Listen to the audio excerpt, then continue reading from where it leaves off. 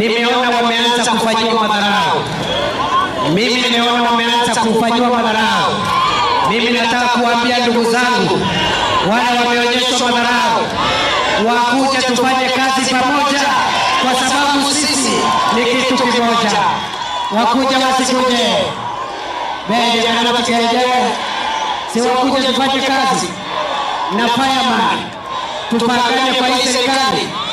Wengine tuwatafutie bendera, wakuwe mawaziri, wengine vitu wakubwa. Tunashangaa kwamba vita inatokea kwa our cousins hapa, na ndio maana mnasikia wengine wetu tuko na frustrations, tunasema tugawe ama tupasue mlima, kwa sababu tumeona wakati kura zetu zinahitajika ndio mlima unakuwa flat. Kwa hivyo tukiwa wamama wa Meru na wamama wa Mount Kenya East, tunasema tumejua na tumegundua siri kwamba we are on our own.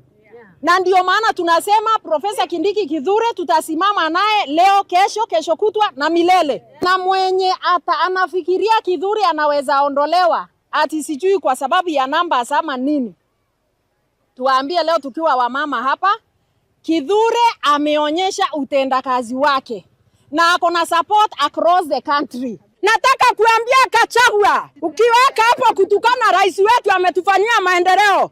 Watoto wamepewa pesa ya nyota. Sasa hiyo wamefanya maendeleo. Wewe ni nani ukuje turekebishe hapa na ukabila wako hata huna heshima? Message yangu kwa Rigathi Gachagua, hakuna kazi unatufanyia, kazi yenye unafanyia ni ya kufanya watu wagawanye, na usigawanyishe Wakenya. Wakenya wote ni tribe moja. Hakuna Mkikuyu, hakuna Mkalenjin, hakuna Mjaruo, sote ni watoto wa mama moja na baba moja.